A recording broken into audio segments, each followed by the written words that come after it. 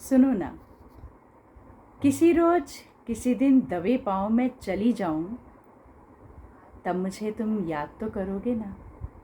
ढूंढोगे क्या कभी मुझे आईने में अपने पीछे मुड़कर हंसते हुए? कभी मोबाइल पर व्हाट्सएप फेसबुक के मैसेज बॉक्स में भेजोगे मुझे कोई संदेश, ये जानते हुए भी कि मैं नहीं पढ़ूंगी, तुम्हारे उस संदेश को कभी नहीं पढ़ूंगी।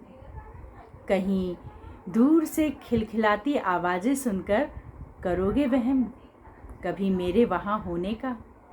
कभी पास से गुजर गई जैसे हवा के बहाने मेरी याद तुम्हें छू कर, सोच कर कभी ऐसा 2 पल के लिए हो जाओगे उदास। चली आऊँ मैं लौट कर फिर तुम्हारे पास, मुझे मनाने के लिए कभी चॉकलेट गुलाब लेकर आओगे क्या? कभी यूं ही देखकर मेरी तस्वीर अपने दिल से लगाकर मुझे पुकार लोगे? नहीं, शायद नहीं, क्योंकि और भी काम ज़रूरी हैं तुम्हारी ज़िंदगी में मेरे सिवा। समझदार हो तुम कई गुना, इसलिए नियति को कल्पनाओं में भी अस्वीकार नहीं कर सकोगे। और मेरे जाने के बाद याद करो भी गर मुझे बेकल होकर, तो धुंध ही रहेगी तुम्हारी आंखों में।